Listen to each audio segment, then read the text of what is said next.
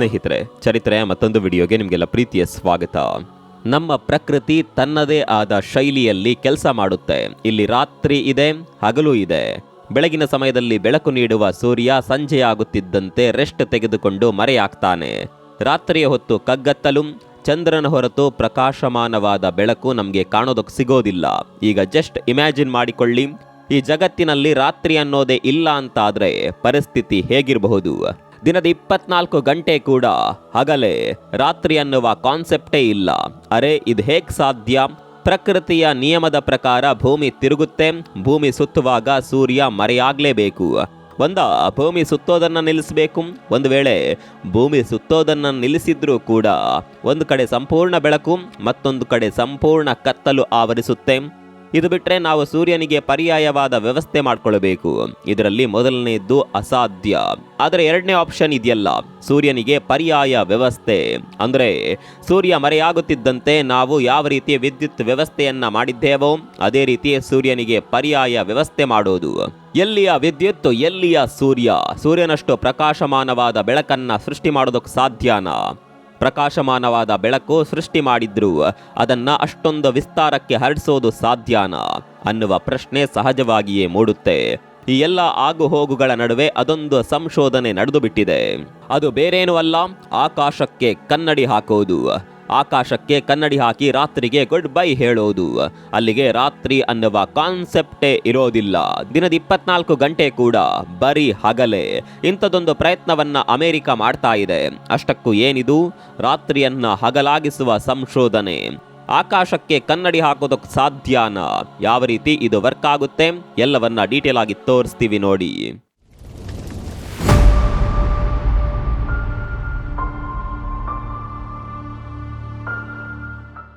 ಸೂರ್ಯನಿಗೆ ಟಾರ್ಚ ಅನ್ನುವ ಮಾತನ್ನ ನೀವೆಲ್ಲ ಕೇಳಿರಬಹುದು. ಅಂದ್ರೆ ಇದೊಂದು ರೀತಿ ವ್ಯಂಗ್ಯವಾಗಿ ಹೇಳುವ ಮಾತು. ಸೂರ್ಯನಿಗೆ ಟಾರ್ಚ್ ಹಿಡಿಯೋದು ಅಸಾಧ್ಯ ಅನ್ನೋದು ಎಲ್ರಿಗೂ ಗೊತ್ತು. ಸೂರ್ಯನಷ್ಟು ಪ್ರಕಾಶಮಾನವಾದದ್ದು, ಸೂರ್ಯನಷ್ಟು ಹೊಳೆಯುವಂತ ವಸ್ತು ಭೂಮಿ ಮೇಲೆ ಇಲ್ವೇ ಇಲ್ಲ. ಸೂರ್ಯನಿಗೆ ಸೂರ್ಯನೇ ಸಾಟಿ. ಅವನನ್ನು ರಿಪ್ಲೇಸ್ ಮಾಡೋದಕ್ಕೆ ಯಾರಿಂದಲೂ ಸಾಧ್ಯವಿಲ್ಲ.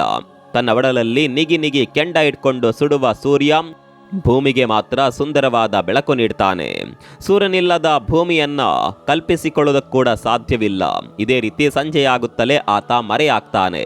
ಕತ್ತಲು ಆವರಿಸಿಕೊಳ್ಳುತ್ತೆ. ಕತ್ತಲಾದ ಮೇಲೆ ನಾವು ಪರ್ಯಾಯ ಬೆಳಕನ್ನ ಮಾಡಿಕೊಂಡಿದ್ದೇವೆ. ಆದರೆ ಆ ಬೆಳಕಿನಿಂದ ಸಂಪೂರ್ಣ ಕತ್ತಲನ್ನ ಮರೆಮಾಚೋದಕ್ಕೆ ಸಾಧ್ಯವಿಲ್ಲ. ಆದರೆ ಈಗ ಅಮೆರಿಕದ ಒಂದು ಸಂಸ್ಥೆ ಇಡೀ ಕತ್ತಲನ್ನೇ ಮರೆಮಾಚಲು ಇಡೀ ಆಕಾಶಕ್ಕೆ ಕನ್ನಡಿ ಇಡೋದಕ್ಕೆ ಮುಂದಾಗಿದೆ. ಈ ಮೂಲಕ ಕತ್ತಲಿಗೆ tata, goodbye, good night ಅಂತ ಹೇಳೋದಕ್ಕೆ ಹೊರಟಿದೆ. ಹೌದು, ವಿದ್ಯುತ್ ಆವಿಷ್ಕಾರದ ಮೂಲಕ ಕೃತಕ ಬೆಳಕನ್ನ ಸೃಷ್ಟಿ ಮಾಡಿದ ವಿಜ್ಞಾನಿಗಳು ಈಗ ಕತ್ತಲನ್ನೇ ಮರೆಮಾಚುವ ಸಾಹಸಕ್ಕೆ ಕೈ ಹಾಕಿದ್ದಾರೆ. ಜಸ್ಟ್ ಇಮ್ಯಾಜಿನ್ ಮಾಡಿಕೊಳ್ಳಿ, ಆಕಾಶದಲ್ಲಿ ಒಂದು ಕನ್ನಡಿಯನ್ನ ಅಳವಡಿಸಿ ಸೂರ್ಯನಿಂದ ಹೊರಚೆಲ್ಲುವ ಬೆಳಕನ್ನ ಕನ್ನಡಿಗೆ ಬೀಳುವಂತೆ ಮಾಡಿ ಆ ಬೆಳಕನ್ನ ಕತ್ತಲಿರುವ ಪ್ರದೇಶಕ್ಕೆ ಪ್ರತಿಫಲನ ಮಾಡಿದ್ರೆ ಹೇಗಿರುತ್ತೆ? ಅದೇ ಐಡಿಯಾ ಈಗ ವಿಜ್ಞಾನಿಗಳಿಗೆ ಹೊಳೆದಿದೆ. ಬಾಹ್ಯಾಕಾಶದಲ್ಲಿ ಒಂದು ಕನ್ನಡಿ ಅಳವಡಿಸಿ ಅದರಿಂದ ಬೆಳಕನ್ನ ಪ್ರತಿಫಲಿಸಿ ಹಗಲು ಸೃಷ್ಟಿ ಮಾಡಲು ಅಮೆರಿಕದ ವಿಜ್ಞಾನಿಗಳು ಮುಂದಾಗಿದ್ದಾರೆ. ಅಮೆರಿಕದ ಕ್ಯಾಲಿಫೋರ್ನಿಯಾ ಮೂಲದ ರಿಫ್ಲೆಕ್ಟ್ ಆರ್ಬಿಟಲ್ ಹೆಸರಿನ ಸ್ಟಾರ್ಟ್ಅಪ್ ಕಂಪನಿ ಇಂಥದ್ದೊಂದು ಐಡಿಯಾವನ್ನ ನಿಜ ಮಾಡೋದಕ್ಕೆ ಹೊರಟಿದೆ. ಈ ಐಡಿಯಾವನ್ನ ಕಾರ್ಯರೂಪಕ್ಕೆ ತರೋದಕ್ಕೆ ಸರ್ವ ತಯಾರಿಯನ್ನ ಮಾಡಿಕೊಂಡಿದೆ. ಸ್ನೇಹಿತರೆ, ಇಲ್ಲಿ ಮತ್ತೊಂದು ವಿಚಾರವನ್ನ ನೀವು ಅರ್ಥ ಮಾಡಿಕೊಳ್ಳಬೇಕು. ರಾತ್ರಿಯನ್ನ ಹಗಲಾಗಿಸಬೇಕು ಅಂದ್ರೆ ಒಂದೆರಡು ಕನ್ನಡಿ ಅಳವಡಿಸಿದ್ರೆ ಸಾಧ್ಯವಾಗೋದಿಲ್ಲ. ಹೀಗಾಗಿ ಸಾವಿರಾರು ಕನ್ನಡಿಗಳನ್ನ ಬಾಹ್ಯಾಕಾಶಕ್ಕೆ ರವಾನಿಸಲು ಆರ್ಬಿಟಲ್ ಕಂಪನಿ ಪ್ಲಾನ್ ಮಾಡಿದೆ. ಹಾಗಂತ ಕನ್ನಡಿಗಳನ್ನ ಬಾಹ್ಯಾಕಾಶದಲ್ಲಿ ಅಳವಡಿಕೆ ಮಾಡ್ತಾರೆ ಅಂತ ಅಂದುಕೊಳ್ಳಬೇಡಿ. ಬಾಹ್ಯಾಕಾಶದಲ್ಲಿ ಕನ್ನಡಿಗಳನ್ನ ಅಳವಡಿಕೆ ಮಾಡೋದಕ್ಕೆ ಸಾಧ್ಯವಾಗೋದಿಲ್ಲ. ಅದರ ಬದಲಾಗಿ ಕನ್ನಡಿಯನ್ನ ಅಳವಡಿಸಿರುವ ಸ್ಯಾಟಲೈಟ್ಗಳನ್ನ ಬಾಹ್ಯಾಕಾಶಕ್ಕೆ ಹಾರಿಸಬಹುದು. ಆಗ ಆ ಉಪಗ್ರಹಕ್ಕೆ ಅಳವಡಿಕೆ ಆಗಿರುವ ಕನ್ನಡಿಯಿಂದ ಬೆಳಕು ಪ್ರತಿಫಲನವಾಗುತ್ತೆ. ಇದಕ್ಕಾಗಿ ಎಲ್ಲ ಯೋಜನೆಯನ್ನ ಸಿದ್ಧ ಮಾಡಿಕೊಂಡಿರುವ ಕಂಪನಿ ಮುಂದಿನ ವರ್ಷದಿಂದ ಕೆಲಸ ಮಾಡೋದಕ್ಕೆ ರೆಡಿಯಾಗಿದೆ. ಇದಕ್ಕಾಗಿ ಲೈಸೆನ್ಸ್ಗೆ ಅರ್ಜಿ ಕೂಡ ಹಾಕಿದೆ. ಅಮೆರಿಕದ ಫೆಡರಲ್ ಕಮ್ಯುನಿಕೇಷನ್ಗೆ ನಮಗೆ ಬಾಹ್ಯಾಕಾಶದಲ್ಲಿ ಕನ್ನಡಿ ಅಳವಡಿಸಲು ಪರವಾನಗಿ ನೀಡಿ ಅಂತ ಬೇಡಿಕೆ ಇಟ್ಟಿದೆ. ಹಾಗಂತ ಇದನ್ನ ಹೊಸ ಐಡಿಯಾ ಅಂತ ಅಂದುಕೊಳ್ಬೇಡಿ. ಮೊದಲೇ ಹೇಳಿಬಿಡ್ತೀವಿ, ಇದೊಂದು ಹಳೆಯ ಐಡಿಯಾ. 1923ರಲ್ಲೇ ಇಂಥದ್ದೊಂದು ಐಡಿಯಾದ ಜನ್ಮವಾಗಿತ್ತು. ರಾಕೆಟ್ ವಿಜ್ಞಾನಿ ಹರ್ಮನ್ ಒಬರ್ತ್ ಅನ್ನುವವರು ಈ ಪರಿಕಲ್ಪನೆಯನ್ನ 1923ರಲ್ಲೇ ಜಗತ್ತಿನ ಮುಂದೆ ಇಟ್ಟಿದ್ರು.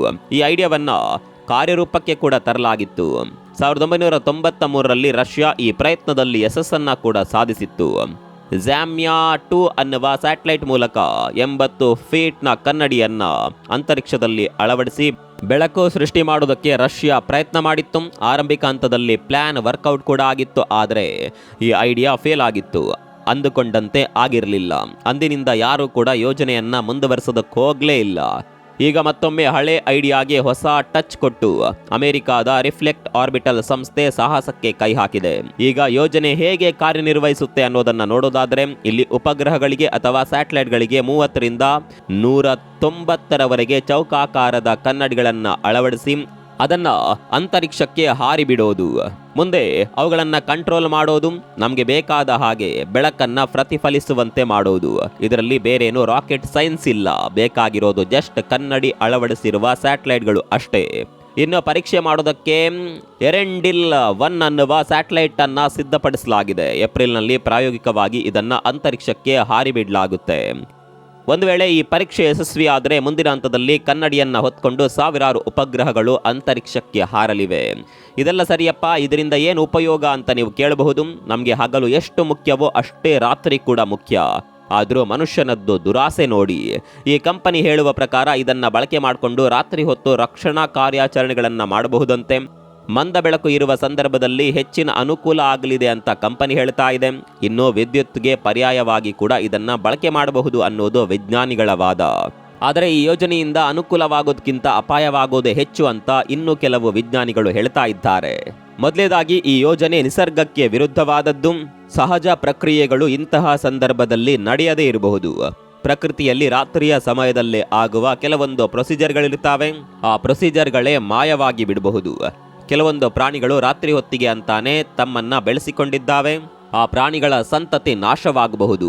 ಹೂ ಅರಳೋದು ಕೂಡ ಸಾಮಾನ್ಯವಾಗಿ ರಾತ್ರಿ ಸಮಯದಲ್ಲಿ. ಸಿಂಪಲ್ ಆಗಿ ಹೇಳಬೇಕು ಅಂದ್ರೆ, ಇಲ್ಲಿವರೆಗೆ ಪ್ರಕೃತಿ ದತ್ತವಾಗಿ ನಡೆದುಕೊಂಡು ಬರ್ತಾ ಇದ್ದ ಎಲ್ಲಾ ಕಾರ್ಯಗಳು ಉಲ್ಟಾ ಪಲ್ಟಾ ಆಗಬಹುದು. ಅತಿಯಾದರೆ ಅಮೃತವೂ ಕೂಡ ವಿಷ ಅನ್ನುವ ಮಾತಿದೆ. ಹೀಗಾಗಿ ನಾವು ಅತಿಯಾಗಿ ಮಾಡೋದಕ್ಕೋದ್ರೆ ಪ್ರಕೃತಿ ಅಷ್ಟೇ ದೊಡ್ಡ ಮಟ್ಟದ ತಿರುಗೇಟು ಕೊಡುತ್ತೆ. ನಾವು ಕೊಡುವ ಏಟನ್ನ ಪ್ರಕೃತಿ ಸಹಿಸಿಕೊಂಡು ಬಂದಿದೆ. ಆದರೆ ಪ್ರಕೃತಿ ಕೊಡುವ ಏಟನ್ನ ಮನುಷ್ಯನಿಂದ ಸಹಿಸಿಕೊಳ್ಳೋದಕ್ಕೆ ಸಾಧ್ಯವೇ ಇಲ್ಲ. ಇದನ್ನು ನಾವು ಇನ್ನಾದರೂ ಅರ್ಥ ಮಾಡಿಕೊಳ್ಬೇಕು. ಇನ್ನು ಅಮೆರಿಕ ಕನ್ನಡಿ ಅಳವಡಿಸಿ ಸೂರ್ಯನ ಬೆಳಕನ್ನ ಪ್ರತಿಫಲಿಸುವ ಪ್ರಯತ್ನ ಮಾಡಿದರೆ, ಅತ್ತ ಚೀನಾ ನಕಲಿ ಸೂರ್ಯನನ್ನೇ ಸೃಷ್ಟಿ ಮಾಡೋದಕ್ಕೆ ಹೊರಟಿದೆ. ಅಂದಹಾಗೆ 2006ರಲ್ಲೇ ನಕಲಿ ಸೂರ್ಯನನ್ನ ಸೃಷ್ಟಿಸುವ ಪ್ರಾಜೆಕ್ಟ್ ಅನ್ನ ಚೀನಾ ಶುರು ಮಾಡಿತ್ತು. ಈ ಪ್ರಾಜೆಕ್ಟಿಗೆ ಈಸ್ಟ್ ಅಂತ ಹೆಸರಿಡಲಾಗಿತ್ತು. ಈ ಯೋಜನೆ ಈಗ ಆಲ್ಮೋಸ್ಟ್ ಕಂಪ್ಲೀಟ್ ಕೂಡ ಆಗಿದೆ. ಎಲ್ಲಿವರೆಗೆ ಅಂದ್ರೆ, ಚೀನಾ ಸೃಷ್ಟಿಸಿರುವ ಈ ನಕಲಿ ಸೂರ್ಯನಿಂದ ಅಸಲಿ ಸೂರ್ಯನಿಗಿಂತ 10 ಪಟ್ಟು ಹೆಚ್ಚು ಪ್ರಕಾಶಮಾನವಾದ ಬೆಳಕು ಹೊರಹೊಮ್ಮುತ್ತೆ ಅಂತ ವಿಜ್ಞಾನಿಗಳು ಹೇಳಿದ್ದಾರೆ. ಅಂದಹಾಗೆ ಕೃತಕ ಸೂರ್ಯನನ್ನ ಸೃಷ್ಟಿಸಿದ್ದು ಪರಮಾಣು ಸಮ್ಮಿಲನ ಮೂಲಕ, ಅಂದ್ರೆ ನ್ಯೂಕ್ಲಿಯರ್ ಫ್ಯೂಷನ್ ತಂತ್ರಜ್ಞಾನ.